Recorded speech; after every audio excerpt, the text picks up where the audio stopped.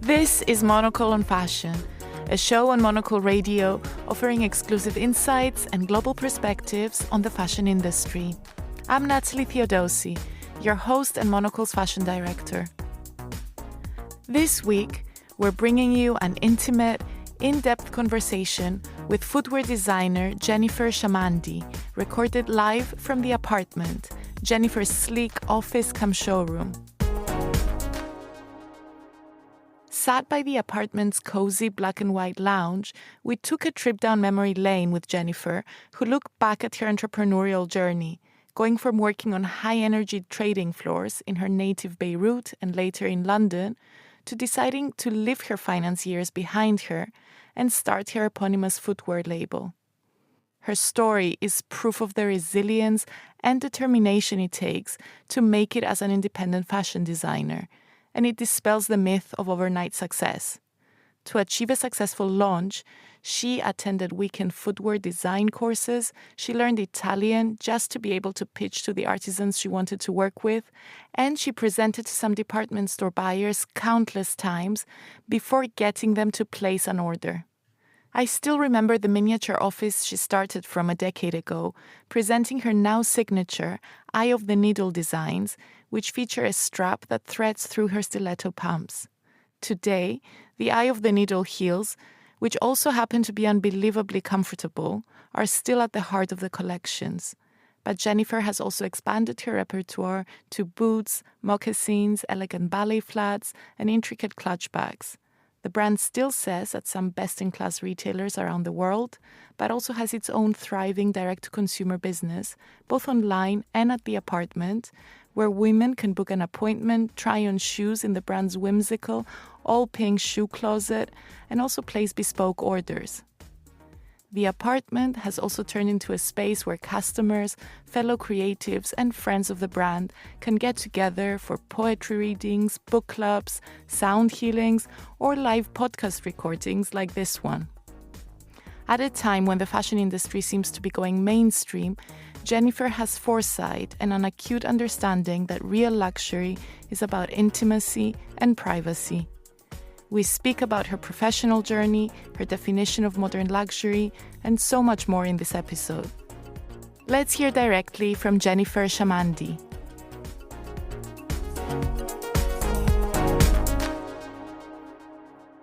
So I grew up in Lebanon. I was born and raised in Lebanon. I was actually born in the war, and the first 4 years of my life, was very much moving between Paris, Cyprus, Lebanon, and I had a very happy childhood, but I realized today that all of this really has been imprinted in my person. And then I feel, because what Lebanon has been through, is such an inspiring country, and I'm very proud of my roots, but it made me dream big. And this is where it all starts with, my motto is dream big. And it's not about just having crazy intangible dreams, but it's really pushing the bar, breaking the glass ceiling. And in my childhood, I had these teachers and people around me that believed in my dreams and pushed me. And so I went to the London School of Economics when I was 18 and had never studied economics before, but I just went for it because I really felt it was the best kind of career opener. Also by elimination, I didn't want to do any of the other typical occupations that Lebanese parents push you into, as you may know, being Mediterranean yourself. So I went into economics. I loved learning, and it gave me an amazing background. And then, as per many of my peers, went into banking. I spent 7 years in finance, in banking, on the trading floor. We did 1 year pre-financial crisis. Then it was 6 years of financial crisis and consequences. But it was the best base. You're working under pressure. You're learning how to think strategically, methodically, and without realizing it was all skills that I'll be using in my business and also in my creative. So I did 7 years. And then I took the leap of faith and decided to follow my heart and switch to fashion and shoe design. And that's interesting when you say leap of faith, because I think there's a lot of people that might be working in law, in finance, and want to pivot, but there's fear and there's doubts. So if you were to give advice to people or look back at that time, how did you know that it was worth the risk and it was the right time as well? Listen, it's like the $1 million question, right? Yeah. There's never a good time. Like, there's never going to be the perfect time. For me, it was a matter of that inner voice and like my gut feeling becoming greater than the fear. And I didn't do it at all spontaneously, you know. It took me 2 years. So all in all, I was 7 years in finance. But then it was like this inner push.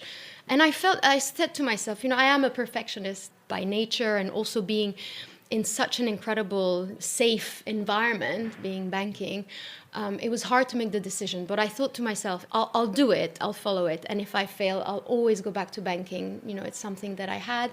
I had incredible people, mentors that, you know, really supported my decision as well and said, you know, the door is always open. And I think this gave me a bit of reassurance. But definitely there was this like gut feeling that was really urging me.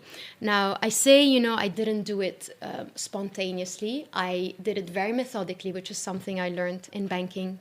And I read this quote, which really would summarize, you know, what I'm trying to explain, which is, true luck is the intersection of preparation and opportunity. And I really feel this is so profound because, you know, my dad always told me, and still does, the train of opportunity will pass every single day. But you need to be prepared to see it and to hop on it. You know, I did short courses at St. Martin's while being in finance, just to understand if it was just a hobby or if it was something that I really see myself building a business out of, and it being, you know, when it's your hobby, it's great and it's fun. When it becomes your business, it's not a joke. And it removes a bit at the beginning, you know, although I will add, being an entrepreneur is like being a mom. No one teaches you, you know, you don't have a manual. And being an entrepreneur, you learn as you go. Like I always say, if I knew what I went through, I wouldn't have probably started because there was so many hurdles, Brexit, COVID. So there's a beauty in the unknown. Yeah, and a little bit of naivety. Naivety, that's the word. You need it, exactly. To be an entrepreneur. So, and it's really magical how, you know, life and the universe really, like, it gives you little, bit by bit, it gives you the challenges, and it's hurdles. It's really, you lock in levels. And I mean, I look back and, my God, I presented, like, in my kitchen. I presented collections and I didn't have a line sheet. I didn't have a lookbook. I was launched by Browns and it was the most incredible start to a career and to a brand. And they said, you know, we're placing the order and can you please share the OC? I had no clue what an OC was, right? And I'm Googling OC and I'm figuring it out. And then I said, do you have a template that I can follow just so that I make sure? Well, I had no clue what they were asking for. And now I look back and I say, wow. But it's the beauty and it's the drive also that comes with it. And tell me, what were those initial ideas when you were thinking about going into fashion? Did you spot a gap in the market? Was it more a love of shoes?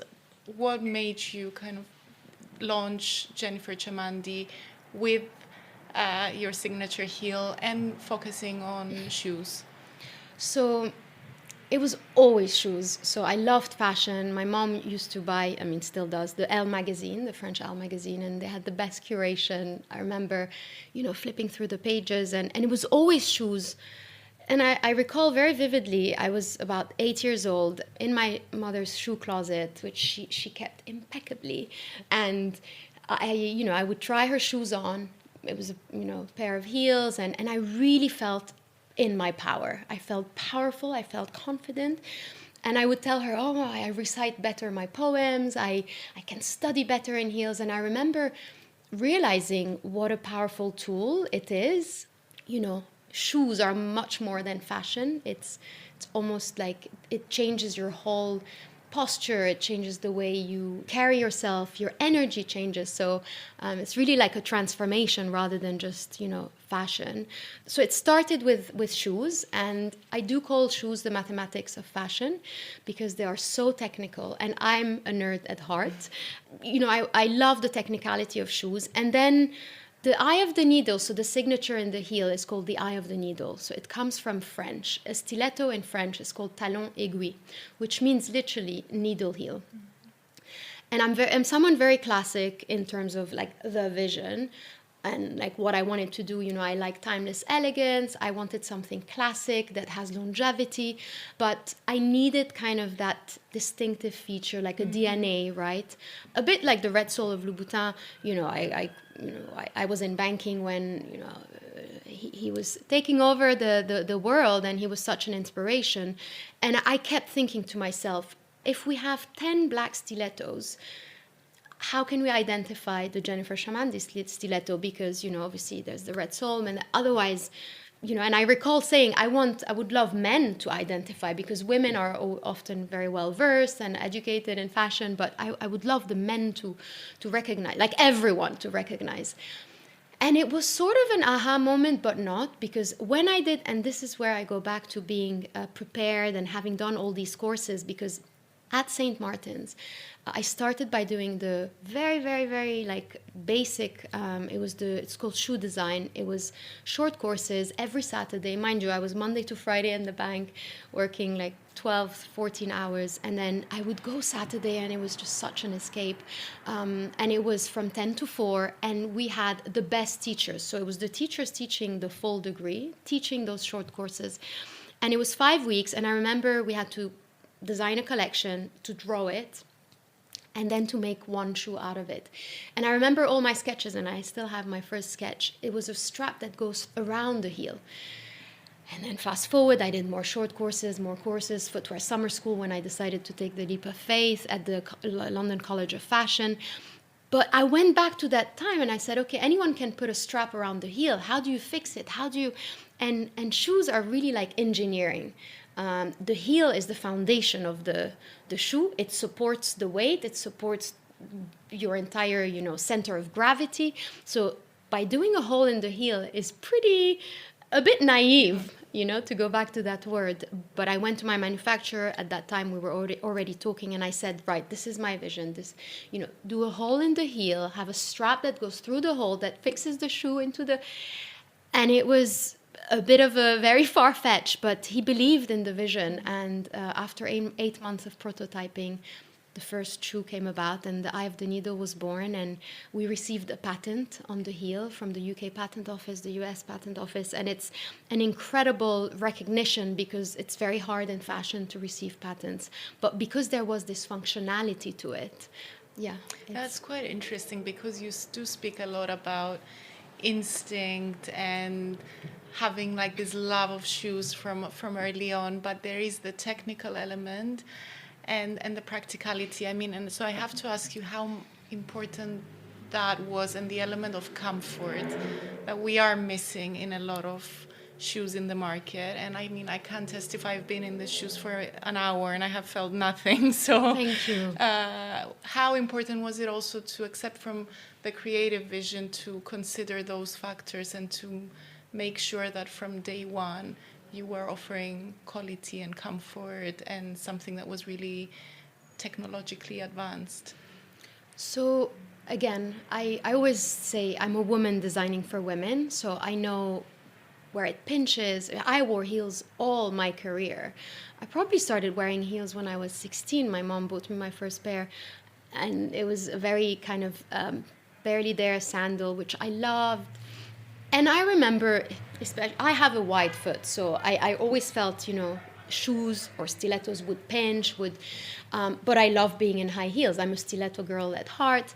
And so I took it very, you know, engineering-wise. And I when I went to the factory, I told them I wanted to develop my own heel, obviously, for the eye of the needle. I wanted to develop my own lasts and really develop everything. So rather than rushing it, I wanted to take my time. And, it was a bit of a lucky happening that basically to follow the eye of the needle, the heel curves a bit inwards. And that slight tilt, few degrees, engineering-wise, better distributes your center of gravity. You feel more grounded and you feel more like anchored and supported.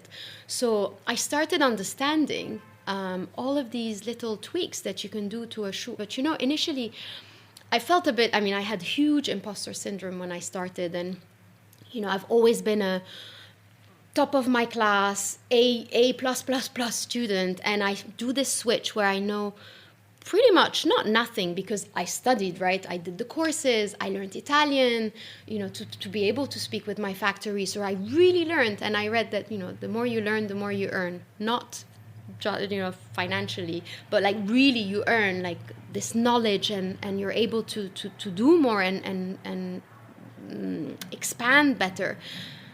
But I learned everything at the factory. The factory was the best school I could have gone to, and I still learn today. So sometimes, and that's the thing that I've learned, is that sometimes you can have the best design, but it's actually not possible to do it.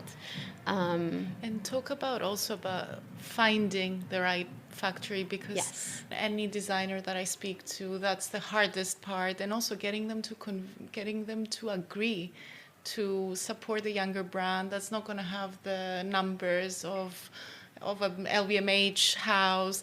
How did you do that? So that must have been 2015, 1st of January 2015.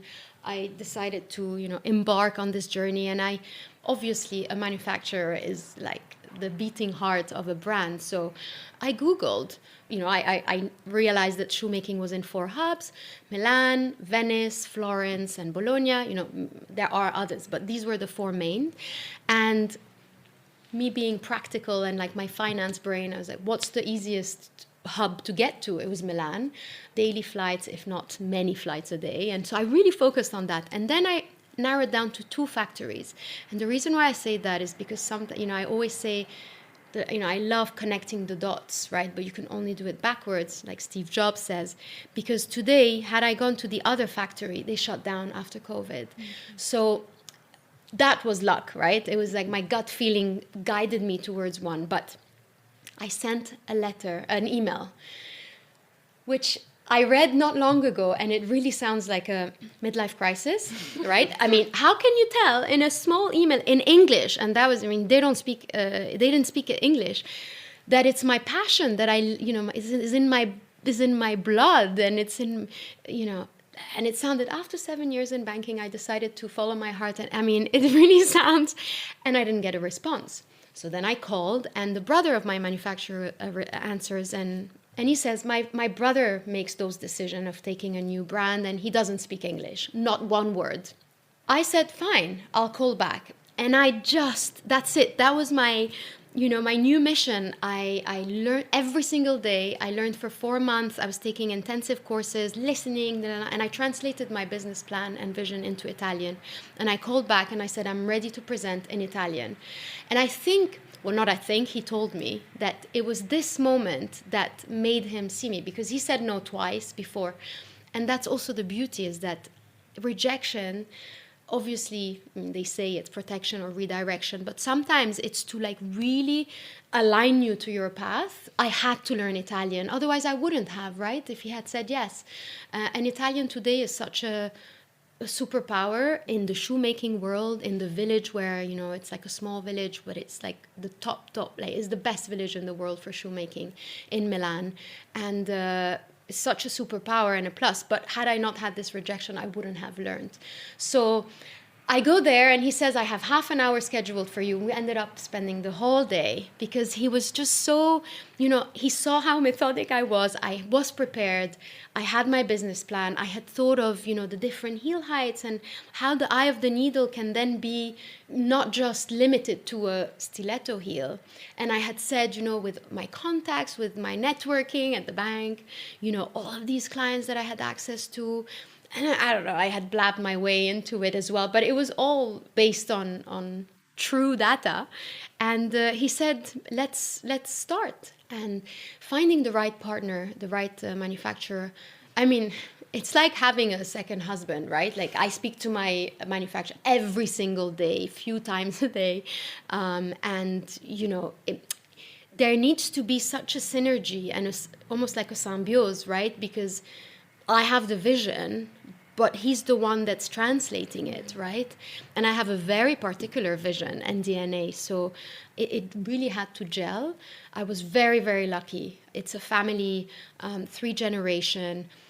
His father is the founding, artisan, and he's 85, still at the factory every single day.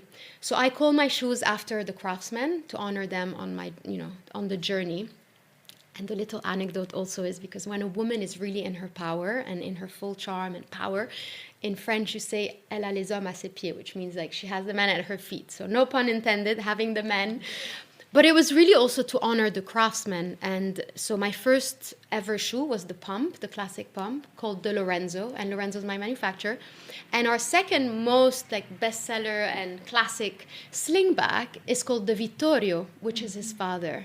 So now I have a long list of like people saying, when is my shoe coming? And that's incredible because I think these people don't get the amount of credit that they deserve, and this part of the industry is quite opaque. Where things are made, how are they made? I think now it's become a bit more of a conversation, but it's incredible as someone on your own Googling to find the right factory. You invested in that from the beginning. Thank you. And you're right. People are very, not secretive, but like they don't want to share. Yeah. Whereas I feel they are the beating heart of, they're one of the beating hearts of the brand. I mean, without them, without their craft, their passion, but their true, it's in their blood, passed on in generations. My eye of the needle maker is husband and wife duo. My heel maker also multi-generational. My bag factory also their family atelier.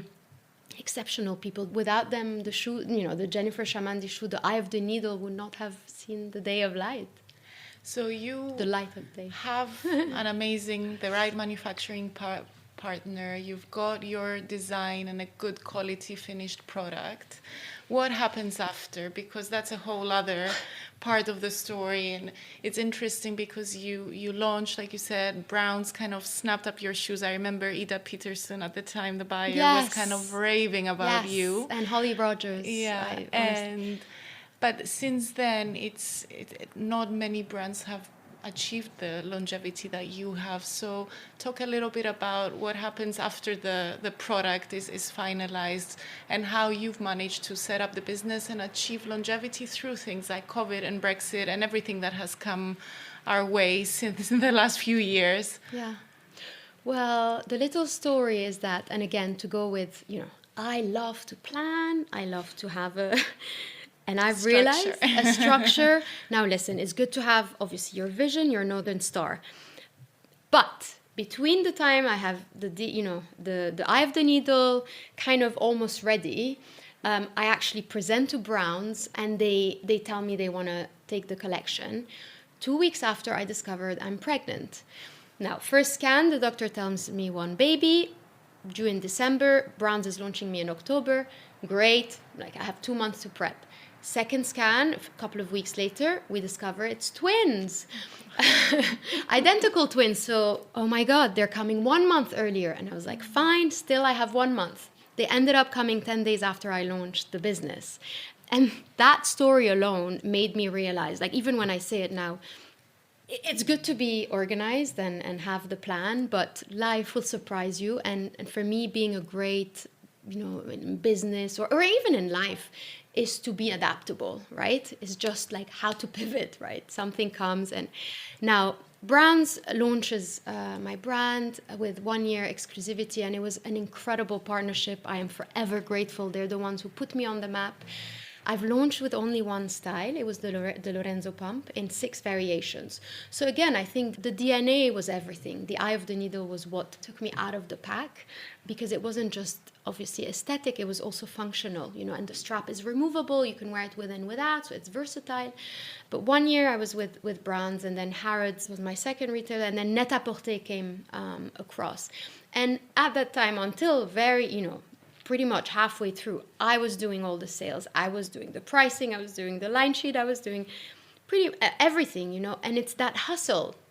People sometimes they see the end result and, Net-a-Porter, Harrods, Bergdorf. But, Bergdorf said no about, I think, 2 or 3 times before they took me on. And the first no was Bergdorf. I remember I took it so bad. I took it so personally. I couldn't understand. But today, with hindsight, thank God I didn't start there at that time, because I wasn't ready. The American market is a completely different market. Today, the US is our second biggest market. But they need, in terms of the depth of the collection, I didn't have boots. I didn't have loafers, at that time when I wanted Bergdorf. So I also learned that sometimes, because the easy thing, well, it's not easy, but the easier thing is to open an account. But to be able to maintain the account, to nurture the partnership, and to stay relevant with them, because wholesale is quite, the mountain to climb and to maintain. It requires resources as well. I realized later on the importance of marketing and having marketing budgets. So wholesale was and is still a big part of my business. In 2019, and again, looking back and connecting the dots, 11th of November, because I love numbers and numerology, so 11/11, launched my e-commerce. And COVID happened after 3 months, right? But my factory remained open. My manufacturer would go alone with a mask. I have this picture with an astronaut suit, just to keep the business operating. And because there was such a slowdown on the wholesale, I mean, listen, there was a slowdown even on e-commerce, but at least the e-commerce kept going. So again, perfect timing, worst timing. It was a good all in all. So e-commerce got introduced 3 years into the business. And then actually it was during COVID that my bespoke service started. So women started coming and saying, you know what, I absolutely love these shoes. They're so comfortable. I want them in 3 colors. Or can you make them I want exactly the same, but on a lower heel. So I can wear this during the day and this during the evening. And initially, it was a lot of conversation, because factories don't want to do one-off pieces. A lot of negotiating, but we did. My manufacturer, and again, I go back to how visionary also he is, and he understands, and he has this business mind, that in today's world, true luxury is being able to create something that no one else has, that the woman will feel, is hers, is unique, is what she wants, is what she needs, she's missing in her wardrobe. So actually bespoke came through COVID. So again, a blessing and a challenge in a time of challenge. So yeah. That's amazing. And I guess you kept adding on to the business, whether it was e-commerce, new categories, bags, but still you've never lost that focus on the signature heel, on the stiletto, and the brand doesn't change season after season. The products are quite timeless in an industry that I'm sure demands novelty off of you, and I'm sure wholesalers are coming and asking you every season, what's next, what's new, what are you doing? They want higher volumes. How do you find, again, I think it's the $1 million question that designers are always struggling with, but how do you find your balance between sticking with your vision and your signatures, but also staying relevant and sprinkling that novelty that you have to always kind of consider? So for me, longevity comes by being true to your vision. That's what I've learned. That's what was my guiding principle and philosophy. But I've made mistakes. For example, when there was this whole trend on plexi, I tried and I did plexi and it didn't work. It didn't work. Even the women that would buy my shoe, like it was just, but they bought plexi, right? But not from my brand. So I understood that, okay, I have a lane, not to stick to your lane, because obviously, as you said, I introduced by listening to women, and I'm constantly listening to feedback and also what my clients and my women are they're asking me.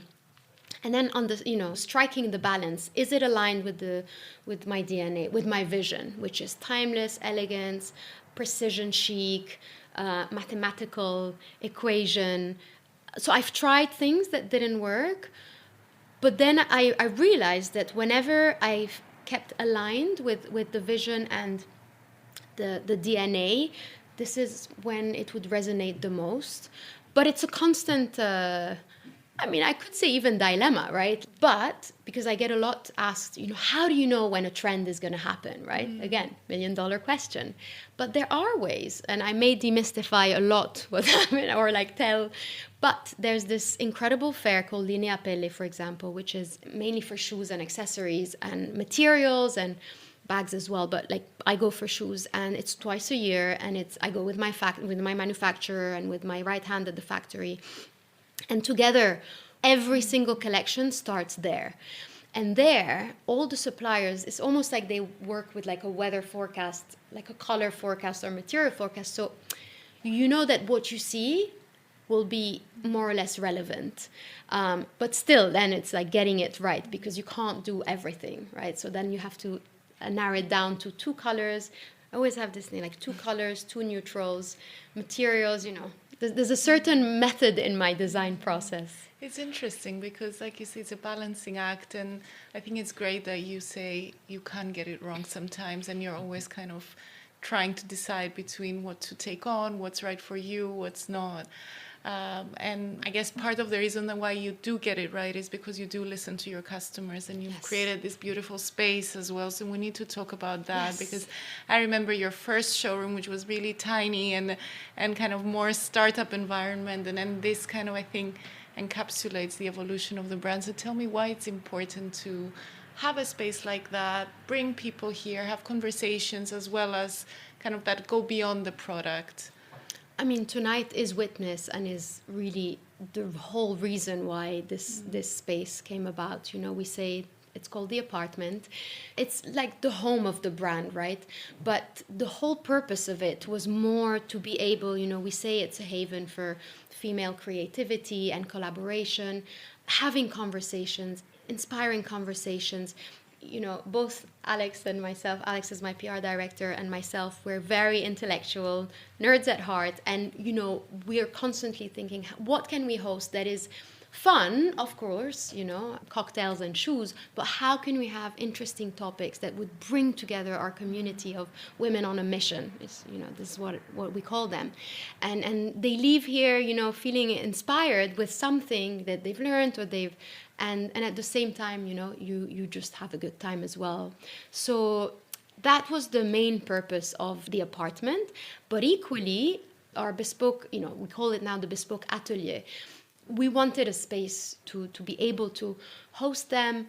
And I feel very proud that I'm able to support, to be able to service these incredible women. And it's true that in bespoke, through the bespoke atelier, it's allowed to expand our community of women on a mission. And I get very inspired as well. So there's a lot of, I have this incredible client in LA, and every time she asks for a bespoke, it ends up being in the collection afterwards, because it's this I say every time a woman comes here, she becomes part of my creative process, and it becomes this creative dialogue between us. And it's beautiful because it's as inspiring for me that it is for her.